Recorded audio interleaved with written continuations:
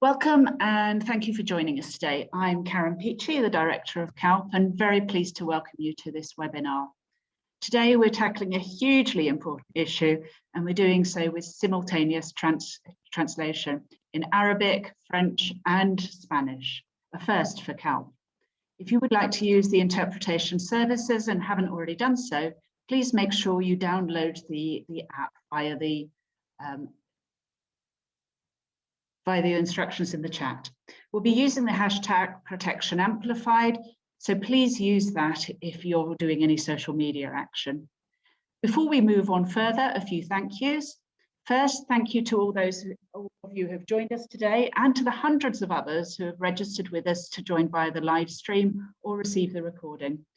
Your presence shows us the need for this, the interest, and we believe it shows that if we pull together, we can address some of the issues being raised. I'd also like to thank all the panelists and ICT4D who have worked so closely with the CALP team to develop this event. Our thanks also go to GFFO, USAID, and all the other donors that support our work. I'm sure you're all Zoom experts by now, but just a few quick reminders to help make the event work well. Okay, so the webinar is scheduled for 90 minutes.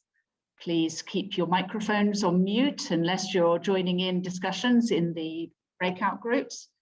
Do post your questions in the chat box, and we are recording this and it's streaming live and the recording will be shared. So why this event? First, let's think about a person in crisis. Let's start there and think about personal data as an extension of self. Data isn't just a digit on a phone or a word on a piece of paper. It is part of us.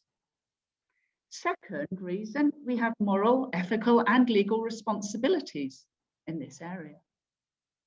Third, this has been identified as a high priority by many practitioners. Indeed, data responsibility is one of the most significant risks identified in cash and voucher assistance, or CVA as we often refer to it, and has been identified by the Grand Bargain Cash and Risk Workstream and in the State of the World's Cash report. In line with that, in the run-up to the webinar, we crowdsourced information to get a snapshot of how equipped your organizations were to manage the data. This isn't a comprehensive survey, of course, but findings from LinkedIn and Twitter users say for sure there's need for more action. And honestly, I think our experience also shows that we would probably put it as more urgent action than some have actually suggested. By coincidence, this event falls on the 1-year anniversary of the declaration of the COVID-19 pandemic. While it wasn't intended, it's somewhat appropriate given the scale up of CVA and the accelerated use of digital platforms over the last year, both for CVA use and for other purposes driven by the pandemic. Everyone on this call has been impacted by COVID, so our sympathies go to those who have lost loved ones or who have or are struggling in other ways as a result of the pandemic. Let's take a moment to reflect and think about the millions who have been impacted.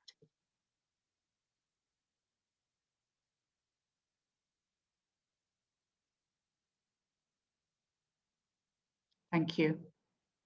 And now we move on with a quick overview of today's agenda. We have an exciting 90 minutes ahead of us. The objective of today's webinar is to get acquainted with the new guidance, dispel some myths around data responsibility, and discuss concrete approaches to responsible data management. Many of you have already shared questions and we'll be tackling them as we go, but do keep them coming in the chat. We have 8 wonderful speakers today.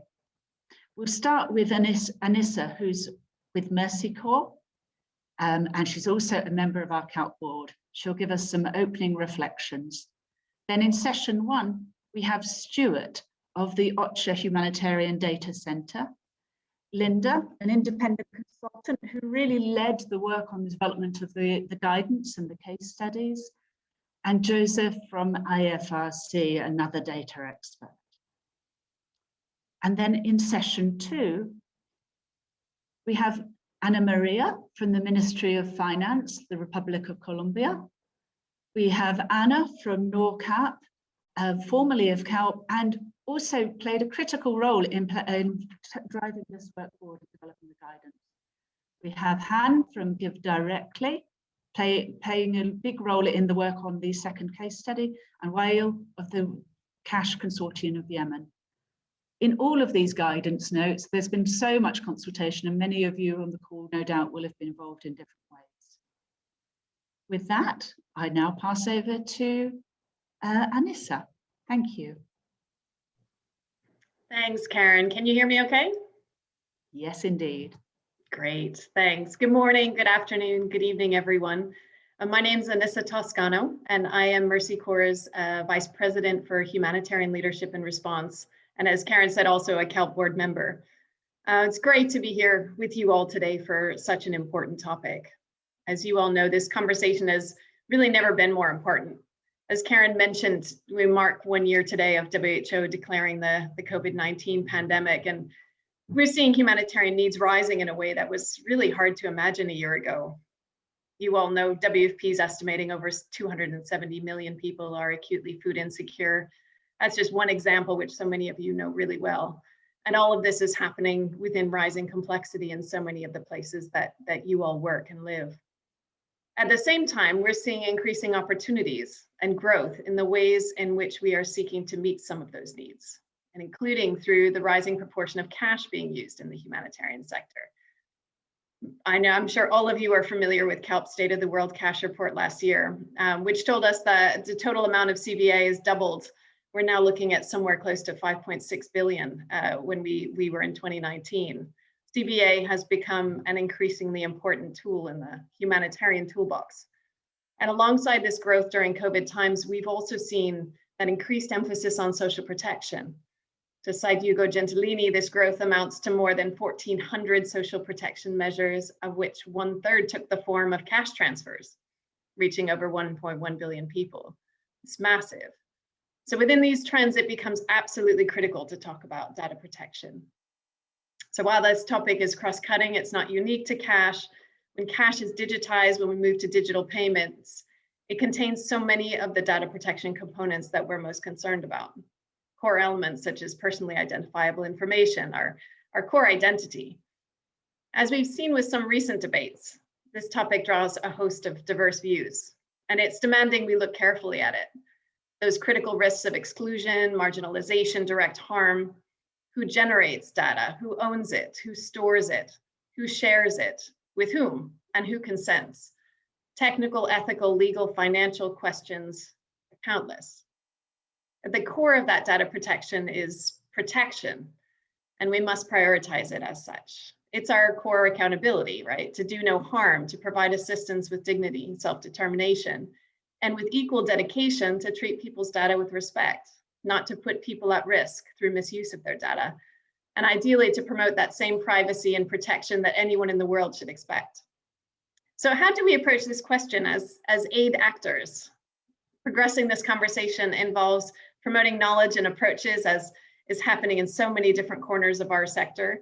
It requires honest, open conversations within and between teams, between organizations and actors operating in this space, as well as with the communities and individuals with whom we're working.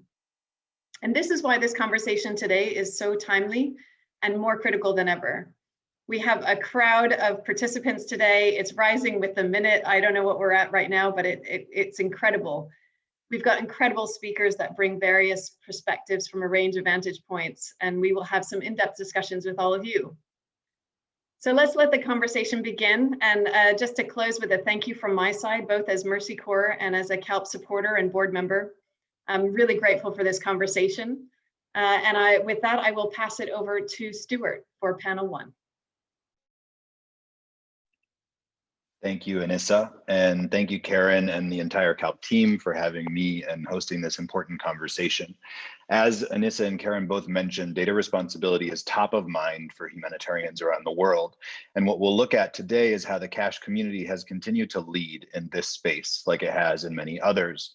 You might be thinking, more guidance on data responsibility? The cash community already has quite a lot of this, and that's true. But as we continue to see the complexity get more and more sort of related to how we do what we do on a day-to-day basis in humanitarian action, we have to be able to navigate the emerging challenges as well as the better understood ones. And that's where this first part of the panel comes in. We'll hear both from Joseph and Linda about the most recent guidance by CASH practitioners on data responsibility in this area, and give you a chance also to interact. So just a quick plug again to drop any questions you have into the chat as we go. We also will work on the questions that were submitted during registration to get to as many of them as we can. What we'll do to start is hear from Joseph about new guidance that was released in January by the IFRC that's specific to data protection. And so we'll focus there first and then zoom out to the broader data responsibility toolkit that was launched just 2 days ago. And we'll hear from Linda on that. So Joseph, first over to you to just tell us a bit, what specifically does this new guidance cover? How is it different? And how can people practically put it to use? Great. Thank you so much, Stuart, and it's a pleasure joining this discussion, very important discussion today. So I'm with the International Federation of Red Cross and Red Crescent Societies. I'm part of our global CASH team responsible for CASH innovations and information management. We support national Red Cross and Red Crescent societies in implementing cash and voucher assistance, or CVA, in disaster and crisis affected communities. We have seen cash implemented in more than 100 countries and regions by our local actors and international movement partners. As Stuart said, IFRC just released its practical guidance on CVA and data protection for CASH practitioners. It's a public document available in the CASH Hub for Red Cross Red Crescent movement, but it's also accessible to other organizations looking to refer to how other guidance could be translated. We see this as a complement to the CALP's data responsibility toolkit, which you will hear about as well. Which covers a broader topic, range of topics than data protection. So this IFRC guidance is really honing into data protection specifically. As Stuart also mentioned, you might wonder, yes, there are other existing resources out there. The IFRC and ICRC, for instance, have policies on data protection. There's also the Data Protection Handbook, where there is a specific chapter on cash. But what we have heard from our national societies is that these resources could sometimes be too high level, theoretical, or too legal focused to understand. So in our consultations, we've heard comments like, we are not legal experts. We need help to translate this into something more actionable. We need something more practical. So therefore, the methodology that we use in developing this guidance looked at the steps in the CASH program, which practitioners are already familiar with. And we called out the considerations and how to apply key data protection principles. It is not meant to scare or intimidate people about data protection. Rather, it helps in raising the awareness of data protection risks, so proper action and informed decisions could be taken. In our consultations, again, with national societies, we asked them if they have had beneficiaries raise issues about the data to their organizations, and the answer was it depended really on the situation or context. Those who were affected by sudden onset disasters, for example, are more concerned about their safety and security than they're likely to give as much information as you ask of them. So as you could see, there's a level of trust in humanitarian organizations, which could be quite fragile. So this is why awareness and education is important. So staff, volunteers, and other stakeholders, CASH stakeholders, are able to ensure their responsibilities in safeguarding beneficiary data, and that affected individuals as well are aware of their rights to their data. So we hope you would find this resource useful, and we also welcome your feedback to make it useful for others as well. Back to you, Stuart, or to Linda, actually. Thanks, Joseph. Yeah, and right over to Linda. Feel free, Linda, of course, to speak to how the CALP toolkit also addresses personal data protection issues, but we know that it's quite broad in scope and addresses some of the other more thorny and less obvious issues to navigate. So look forward to hearing from you how this also builds on past work from CALP and its partners. Sure, thanks, Stuart. And thanks everybody for joining us today. I think before I start, I have to give a huge shout out to the team at CALP and to everyone who participated in key informant interviews from so many different organizations. We also had a really great advisory committee that really helped to kind of orient where the guidance should focus. So this guidance really builds on guidance that had been developed by CALP about 5 years ago, which I know I used a lot in my work with other organizations. So what we did with this one is slightly different from the guidance Joseph is talking about. We came at it from the data life cycle. And so I guess I would say some of the three big questions that really came up during interviews and with the advisory committee were first these higher level issues of ethics, issues of power, context questions related to data. So the 2016 toolkit, which was the data starter kit that you might have seen before, put a lot of responsibility into the hands of implementers. And we've seen over the past 5 years that the amount of cash that's coming through now and the different types of partnerships that are coming up with CVA has really forced a lot of these decisions to be happening at higher levels, at headquarter levels. Sometimes they're made by large agencies who have more power in the response.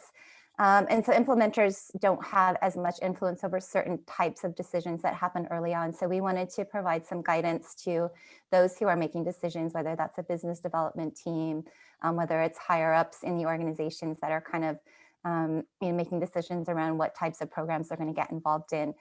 So we really brought in this idea of doing a political economy analysis, but focused on data. So we can start to look at some of those hidden power dynamics. They might not be hidden to most people, but they're not always talked about. So we recommended that, which is one change. We also had a ton of support from James Eaton Lee at Oxfam to really look into some of the legal questions around what are the right lawful bases to use when we're collecting data. Should we be going with consent, or should we be going with other potential lawful bases that might be relevant and might be areas that we could look into? So we delved quite a lot into lawful basis and some guidance on that. And then we also looked at how to address some of these issues with data ownership, because that question always comes up, and had some good advice as well from the team there on defining data controllers and data processors, and then kind of stemming out from there. Sometimes that really helps to define what the roles and responsibilities are, what the liabilities are, and helps us frame legal agreements that we need to have when we're entering into partnerships, whether that's with other agencies or whether that's with financial service providers. And then I guess the third area was really this aspect of data sharing. You're going to hear a little bit about the case study on data sharing with governments, but this is a huge issue in the cash community. The CVA community is around how do we share data? How long does it take to get data sharing agreements worked out? What should they contain? Lots of power dynamics around data sharing. So again, we come back to that kind of political economy of data and how data confers power. It's a contested space in some cases, and there's a lot more data sharing happening and needing to happen. So we delve in a little bit to the data sharing and draw from other types of guidance that's out, including the OCHA guidance that you know well, around how to set up some of those data sharing and data processing agreements. So I'd say those are the kind of some of the big areas that are different from the earlier guidance. But then we also go into a lot of the nitty gritty throughout the rest of the data life cycle around data collection, data transmission, data storage, and data retention.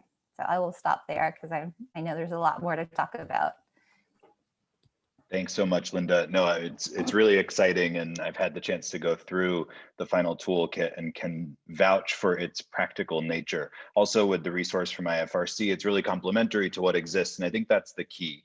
What we've heard, including through the research that was featured in the latest State of the World's Cash report, is that a lot of practitioners have felt that there's a still quite large gap between guidance and practice. How do we bridge that gap between what we're writing and what we're doing, particularly for those of us that are thinking about and writing about these issues, but not necessarily grappling with them in practice every day.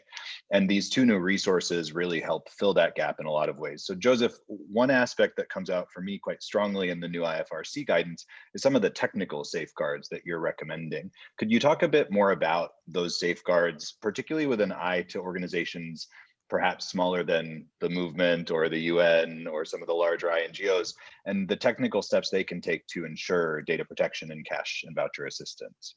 Great. Thanks, Stuart. It's a very important question, certainly. It's important to consider capacity and also the potential cost in implementing or embedding data protection in cash practice.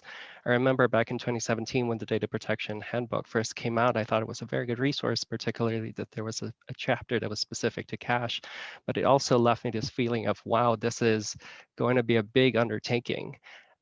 We will need, a data protection officer to help us implement this. We would need, new secured systems in place to be able to have a level of compliance or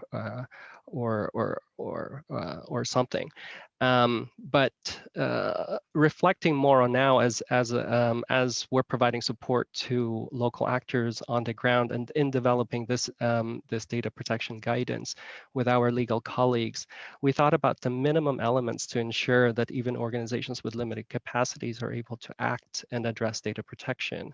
We were not prescriptive on systems or tools or to say go digital or don't go digital. We know the realities of digital divide in certain contexts. Well, we were also cognizant that investments on robust tools really do help improve the agility and ability to address data protection issues. But aside from tools, there are examples of what could be addressed already by many organizations, regardless of size. One is investing time on risk management. For instance, conducting a data protection impact assessment or DPIA before starting a program and maintaining a risk register or risk matrix for your program, which includes the data protection risks. Once risks are identified, you can then analyze the likelihood and impact of these risks in your program, and you can work on the mitigation options. Options could include reaching out to donors or partners for help. So for instance, if the volume of your sensitive data is too high and you need secured systems, perhaps a partner might be able to support you on this.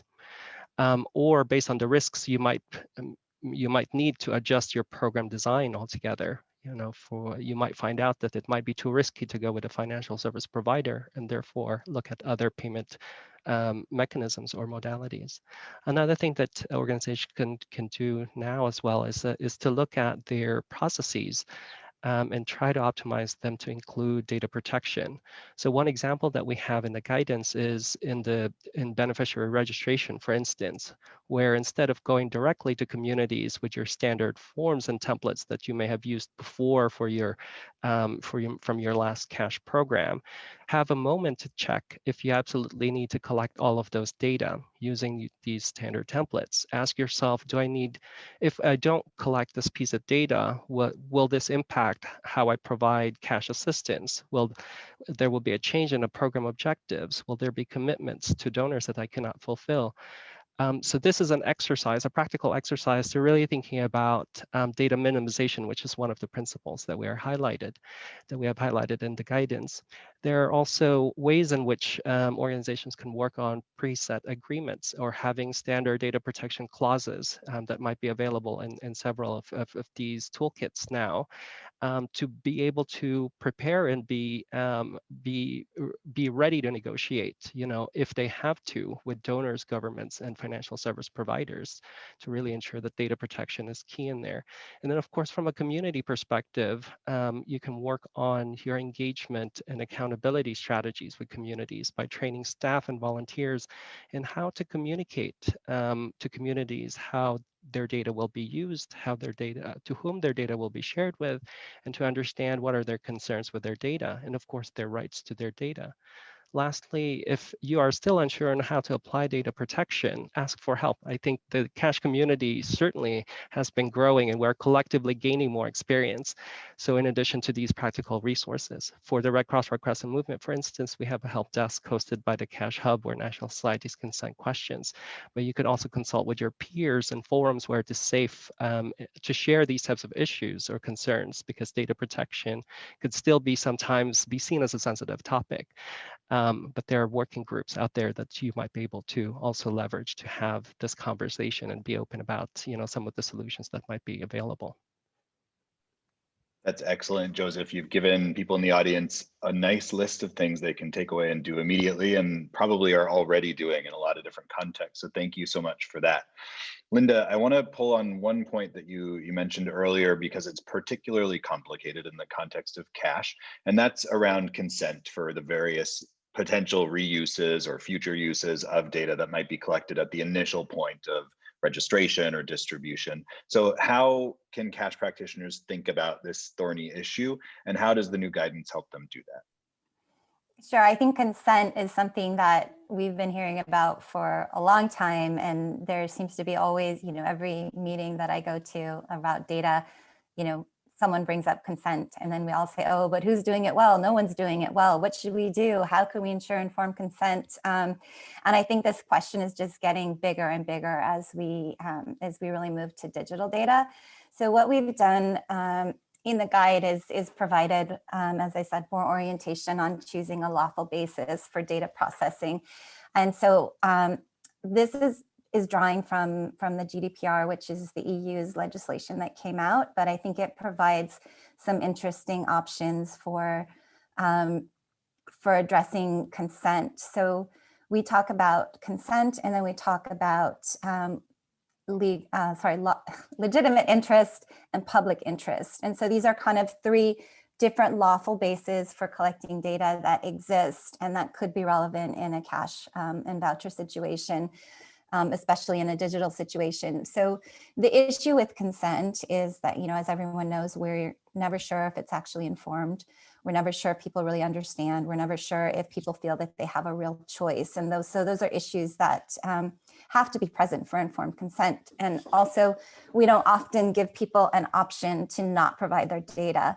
And that is also an aspect of consent. There should be a choice. If I don't provide this particular data, I should still be able to access particular services and benefits, especially we're in a situation where there's such a huge power difference between those who are providing cash and those who are needing to receive cash or vouchers. So legitimate interest and public interest or public task really takes that burden from someone to provide consent where they might not completely understand what's going on, or they might feel obligated. It removes that obligation from the person to pretend that they really know what we're talking about, or pretend that they're actually fine with giving us their data. It puts the onus on an organization to ensure that the data that we're using is absolutely necessary, that it's proportionate, that we have a real legitimate reason to collect it, that it doesn't infringe on the rights of the person who's providing it.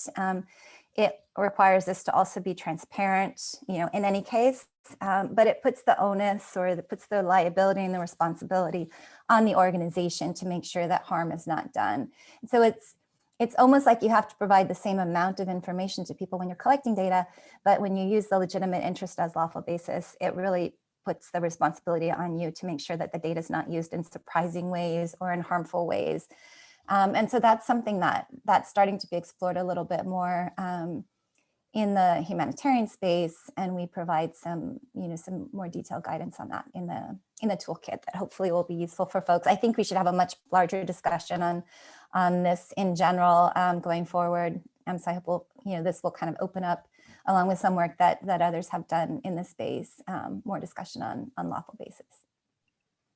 Great. Linda and Joseph, thank you so much. This is a rapid succession webinar, so I unfortunately have to move us to the next part of the discussion, but thank you for highlighting just some of the key takeaways that people can gain from the two new pieces of guidance, and looking forward to connecting in the later part of the session on how we dig into these issues in more detail.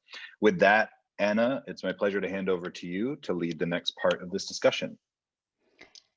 Thank you, Stuart, and thank you, Linda and Joseph, for this excellent sneak peek into what the guidance holds. I'm really pleased to be able to start this segment of of today's conversation, where we'll be taking a deeper dive into some of the real-life challenges faced by actors who work with data at scale in humanitarian and social assistance programs. So we're very lucky to be joined today by three excellent experts, practitioners, implementers, regulators. We have Ana Maria, Deputy Director Unit of Financial Regulation with the Ministry of Finance of Colombia. We have Han Sheng-Chia, Director, Special Projects at Give Directly, and Wael Darwish, Chief of Party, Cash Consortium, Yemen.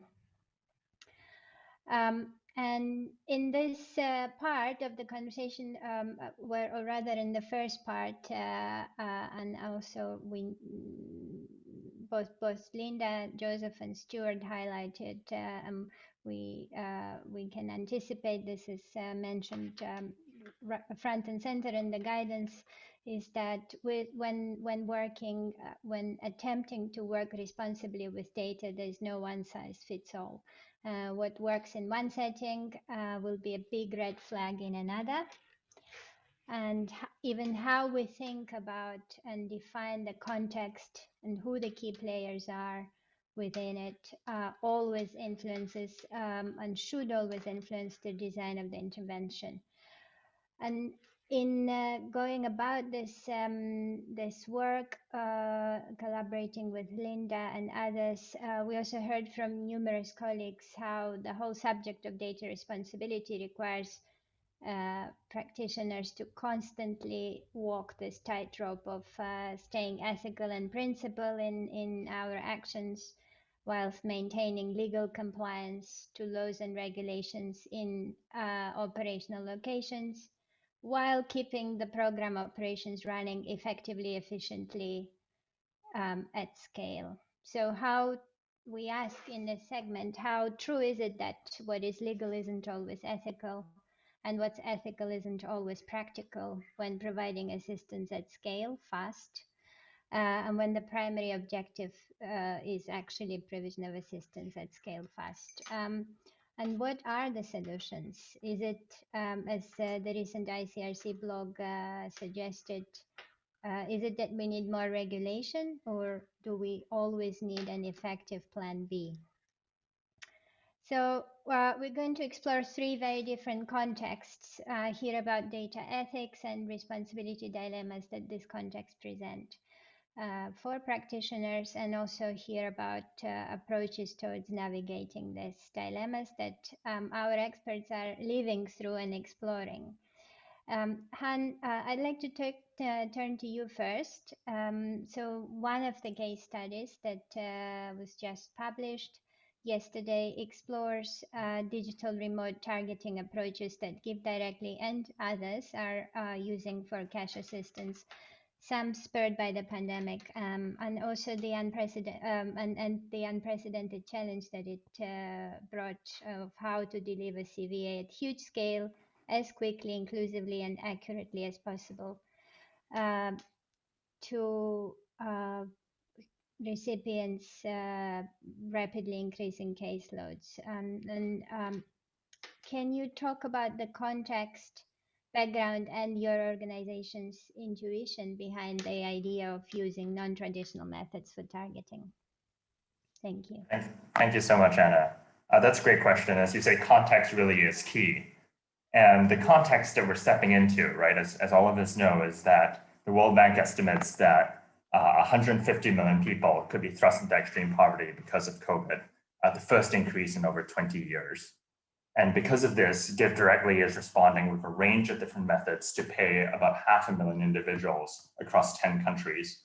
These methods include topping up existing government social protection lists, working with community-based organizations, and the method that is described in this case study, which is partnering with telecommunications companies to reach some of their most vulnerable subscribers. So how exactly does this telco approach work? It's really a four-way partnership between Give Directly, UC Berkeley, an academic institution, the government of Togo, and the telecommunications companies in Togo, to address a very specific problem, which is in the absence of a robust national census or national social safety net list, how can we reach hundreds and thousands of the extreme poor in very remote settings. And so together with UC Berkeley, we have leveraged the latest in machine learning to predict poverty amongst cell phone users. And this is not dissimilar from what many of us on the call may be familiar with in the humanitarian sector, whether it's when we use the VNA, the vulnerability needs assessments, right? Or PMT, the proxy needs test, where an enumerator evaluates a household and says, okay, the walls of this household are made of organic material or made of brick.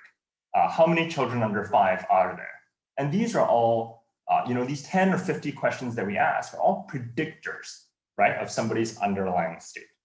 In the same way, how a wealthy individual and a poorer individual use their phones, whether they buy more data, whether they make international calls, these are all very predictive of one's vulnerability. What's really exciting is that we've demonstrated this at scale and been able to pay more than 30,000 individuals living under $1.25, so very, very poor in weeks. Now that's the value piece, right? The big questions now are, could we design the data protection and management and governance systems in a way that achieves the value while protecting beneficiary data? Can we be compliant with the local laws? And can we achieve values that a number of us have touched on that are very important to us, such as inclusivity and community comprehension? Right, so I'm just going to tease that a little bit and just say that we've got some really exciting preliminary results that show that this approach was not only more accurate at identifying the extreme poor, but also at being more inclusive. So the results were 2.5 times more inclusive than the next best available policy option available to aid actors in Togo. And so we were able to empirically show that. So recap, we're facing a giant crisis. The approach is not dissimilar in prediction power from what we currently already use, although we are able to deliver it at much larger scale. And the question is, can you deliver the value, and how do you deliver the value while minimizing the risks? Thanks. Thanks, Han. Okay, you don't ask small questions, certainly, so massive one. Wael, can I turn to you next? And it's well known that both humanitarian CVA and social protection are activities that require handling of huge quantities of personal and sensitive data. We also know that effective linkages between the two require clear data governance and data sharing arrangements, as Joseph just reminded us in the first part. But it's also, we also know that it's critical that agencies always keep the best interest of affected populations when making decisions about data sharing, which is the subject of the second case study.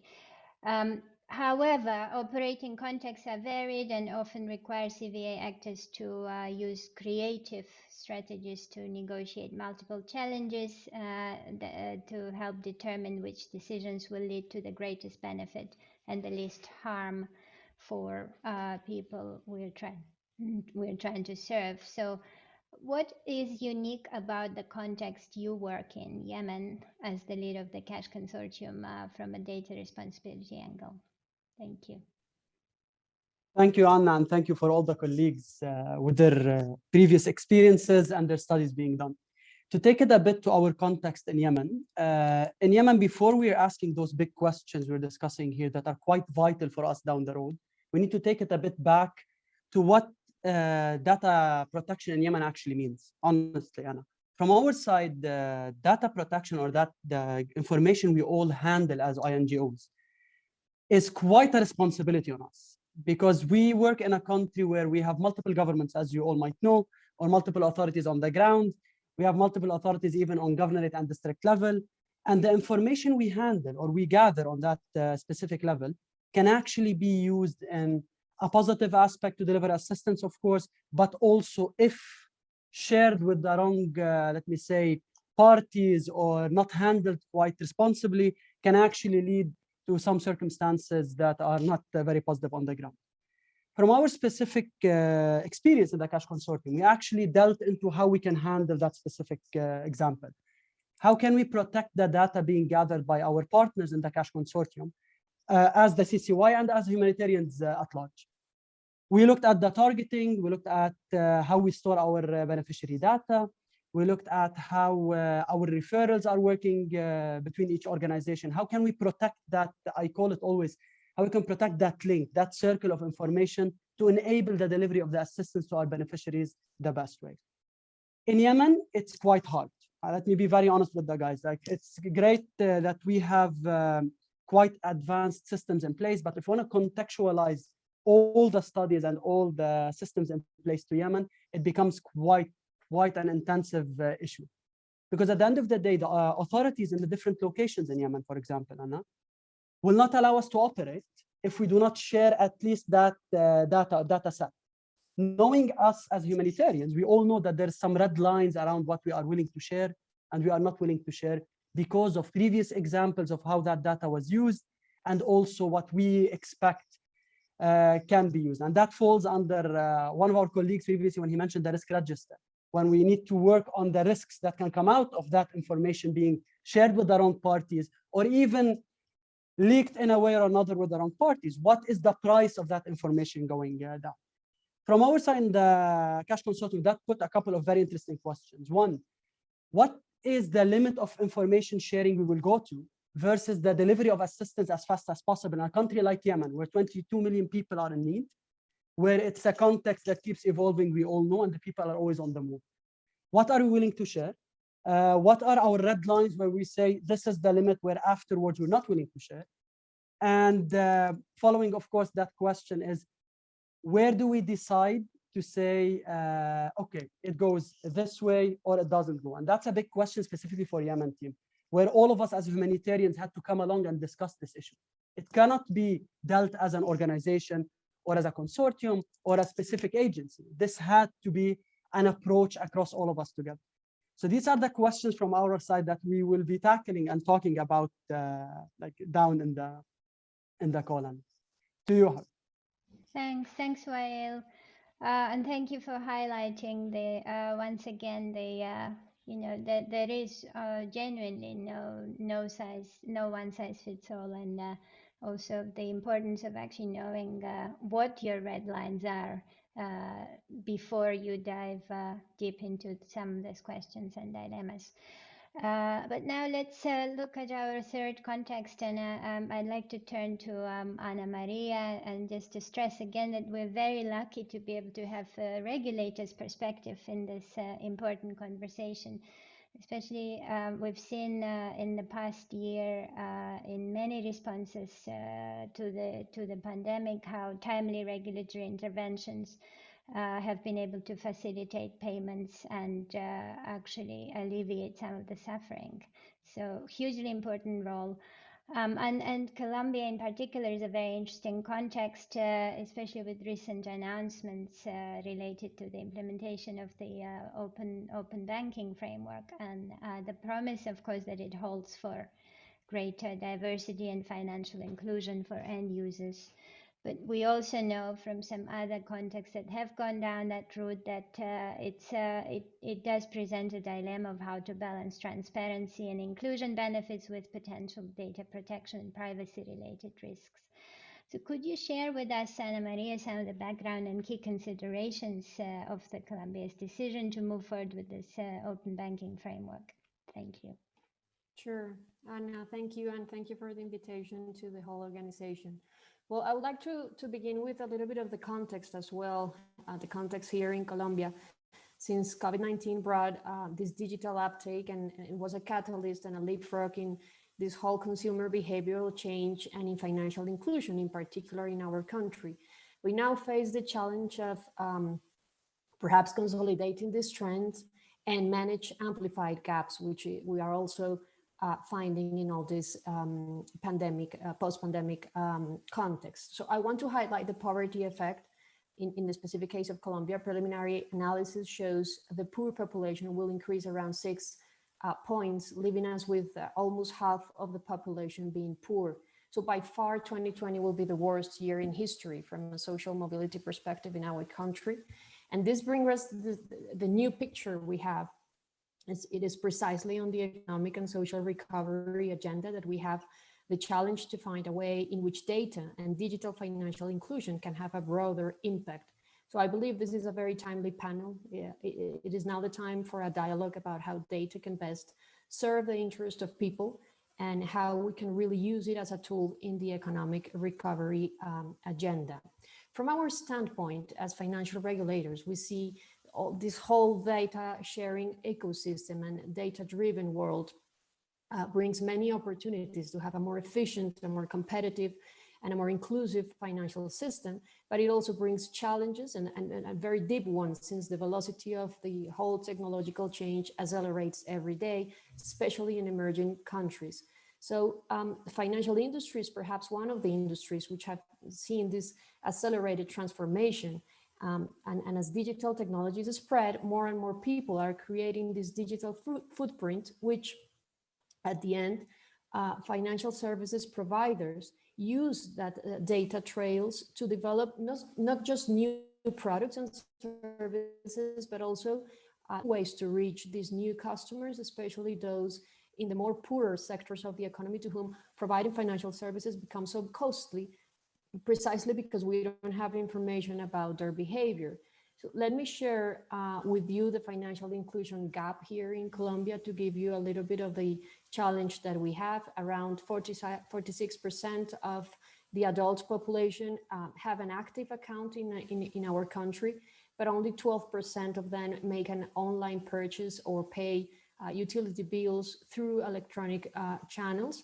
And mostly 70% of the population do have a debit card, but most of the transactions performed with this type of instruments are mostly cash outs in an ATM. So at the end, we do have an economy that is heavily dependent in cash.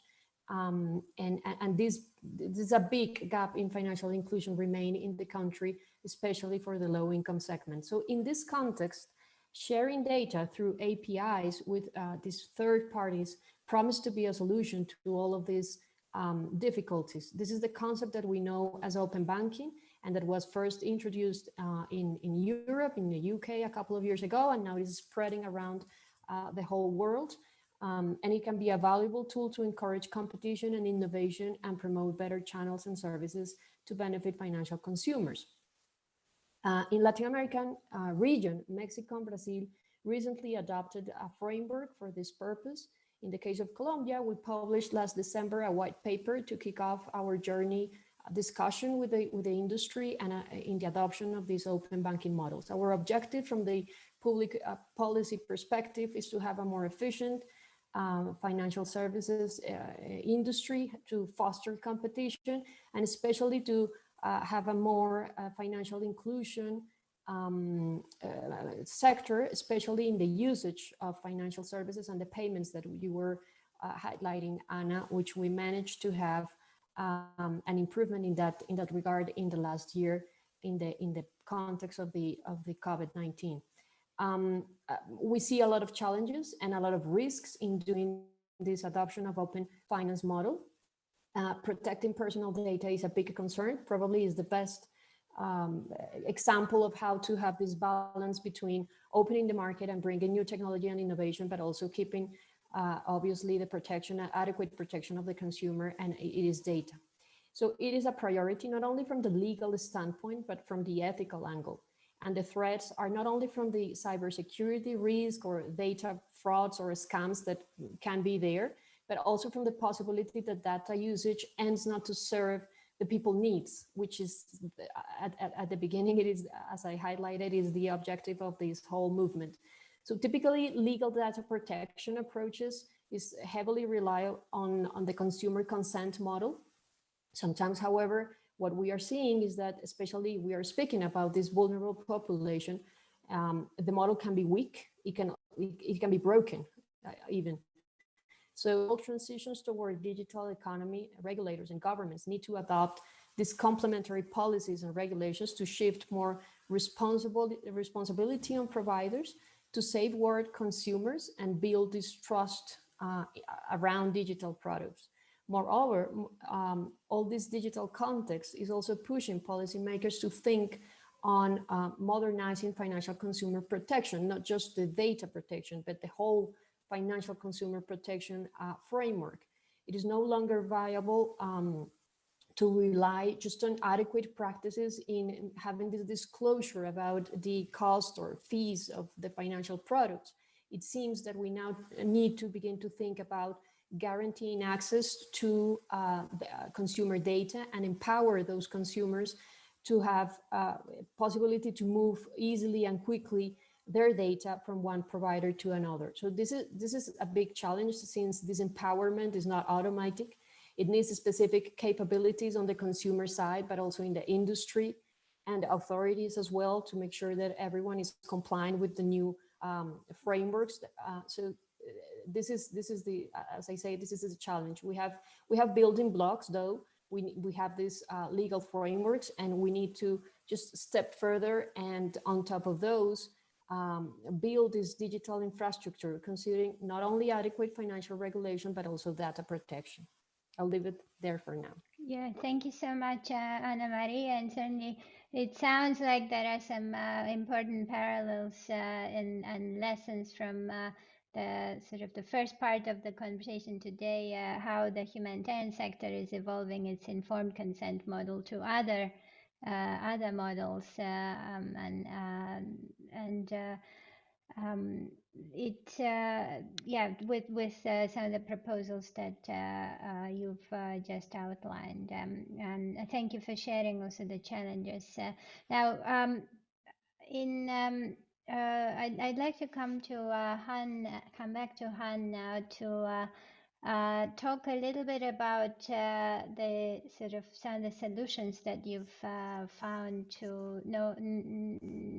I'm sure that there were quite a few sort of ethical dilemmas and challenges that needed to be navigated in the work that you talked about earlier, especially knowing that when the short and long-term benefits and harms have not yet been qualified or quantified because an approach is still in development or has not yet been evaluated. And there's little in terms of hard evidence to help with the ethical deliberations and decisions. So what were some of these dilemmas that Give Directly had to navigate, and how did you organize your thinking around them? What solutions have you been able to find? Thank you. Yeah, thanks so much, Anna. Maybe let me just start off by, again, recognizing the context. I think we're in a very different situation from what Wael was describing. We're not operating in a conflict zone. We're not operating in a non-governmental kind of a space operated by 15 different factions, right? And so for us, yes, it was a crisis, but we were operating with very cohesive, solid, high capacity bureaucracies, right? Whether it was UC Berkeley or whether it was the government or the telcos.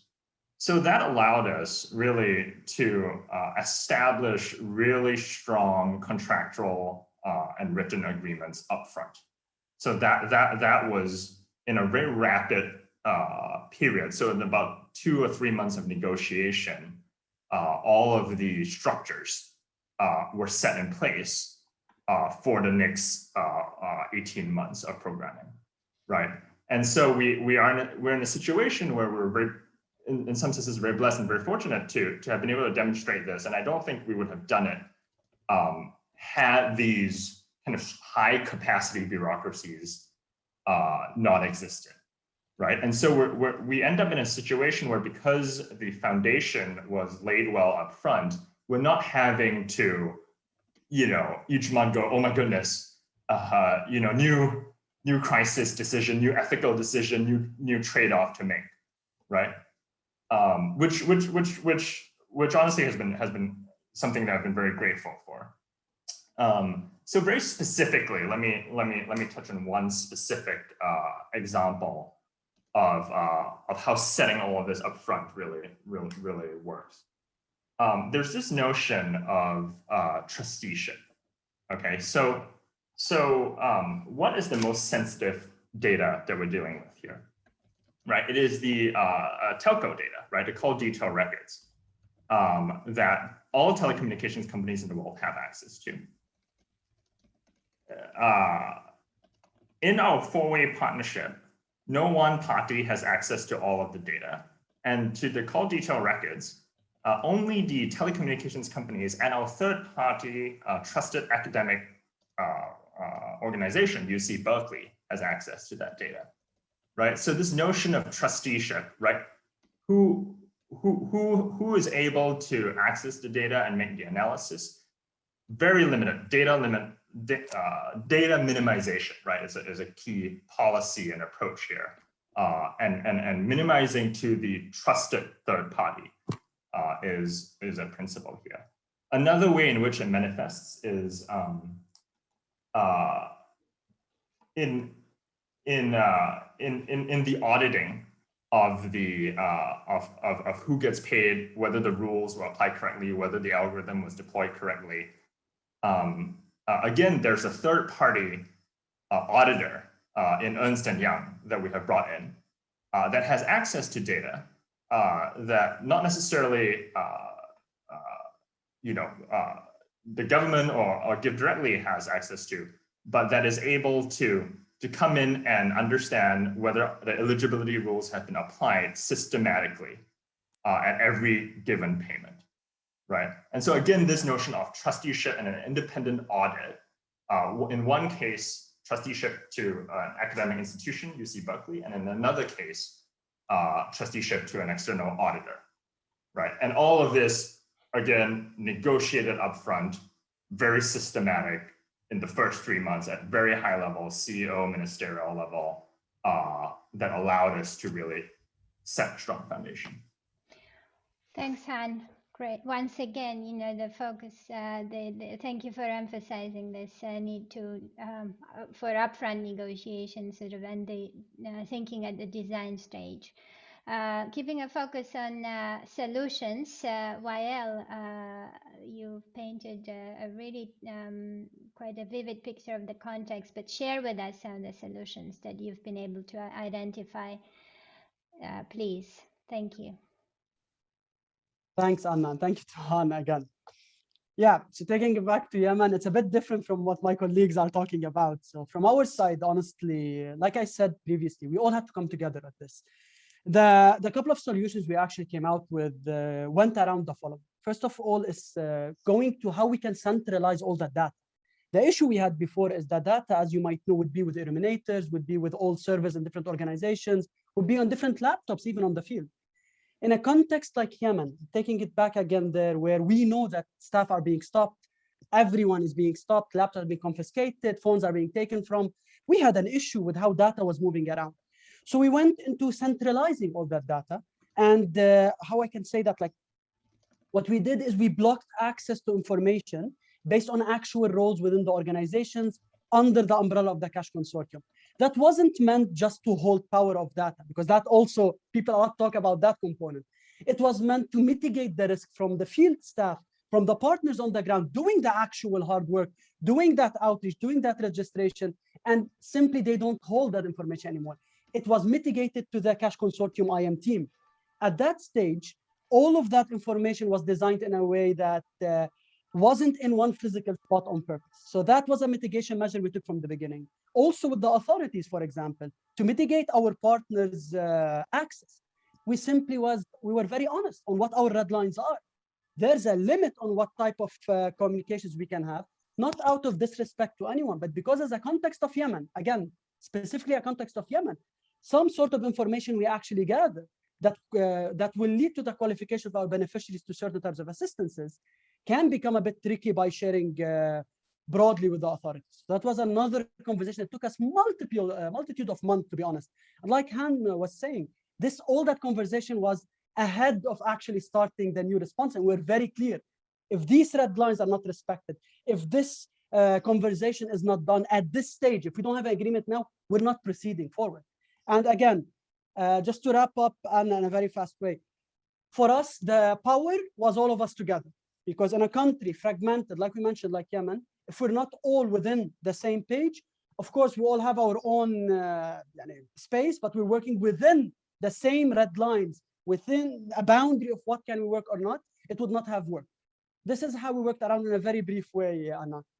And thank you to you again. And thanks to all the colleagues. Thank you, Wael, and thank you to all the experts who were with me in this part of the conversation. And it's a nice segue to the next section. Over to you, Lynn, I think. Hi, everyone. My name is Lynn with CALP. Thank you all for joining us today. And now we're going to be moving into breakout sessions so we can discuss and share amongst ourselves on how we take all this learning, all these resources, and all these experiences to see what we can do at each of our levels wherever we sit. So we have preset some breakout groups based on the information language preferences provided in the registration form. We know that's shifted. So we're shortly going to open all rooms. If you're in the wrong room, you can leave that one and you will come back to the main room, and you can tell us as the organizers which one you'd like to be in. And you can just put that in the chat. So you will be with some of our expert panelists and other CALP colleagues here today. And we will get that started now. So Pauline, grateful if you can open up the breakout room. So please click the accept button, and we'll have about 20 minutes or so, and we'll keep a timer and remind the facilitators when you need to wrap up. Thank you, everyone. Excellent. I think we have the majority of people coming back in. Thank you. I hope you enjoyed a little bit of time, not as much as we always would like to discuss and share and have more candid conversations. I did want to note, and I should have before, that the breakout rooms were not recorded. So I hope you felt that you could be as candid as you needed to be. Thank you very much. And I see some of the notes coming in from the groups have been really interesting. And I think one key takeaway from all of this and many of the discussions that we've had on this topic is that no one is really taking responsibility for data management because it's such a large and tricky issue. So we heard that from group 3. It involves so many different parts of the organizations, program, legal, ICT, and also the top leadership. And it really requires that to take it to the next level. We also did hear that in order to do that, there need to be more incentives. And I think since we have a good number of donors on the call today, it would be good also to be encouraging donors and partners to be discussing this more honestly about what's needed. And often it does take more resources. We do need the expertise, but we also know that there's a lot that we can do at our individual level to make sure that we don't see data responsibility as this mysterious and uber technical issue, but we just think of it as this is how we need to provide humanitarian protection to the people that we aim to serve in this very digital age. So there's a need for not just the carrots, but also some sticks as well to improve the policy. We also did see that there was a commitment from one group too to undertake data protection assessments, so to better understand the wider ecosystem that we're all working in, which remains so tricky today. And there was a lot of other good thoughts, and as we go through compiling some of the recordings, we'll see how we can share some of these key issues going forward. And from CALP side, we do want to continue to work and engage with all of you, our members, with private sector actors, with other data experts as well. So we hope that you continue to engage in these discussions through the D groups, through the CALP discussion groups, etc. So just to wrap up, there's a lot of work that lies ahead, but we have, I think, a good basis, and hopefully you'll be hearing more from us. So I just wanted to thank you all again for joining us today. Thank you to all of our great speakers and expert facilitators, and all of you for taking the time in your very busy day to join today's discussion. And we hope you have a good rest of the day. We will be sharing the recording next week. Thank you.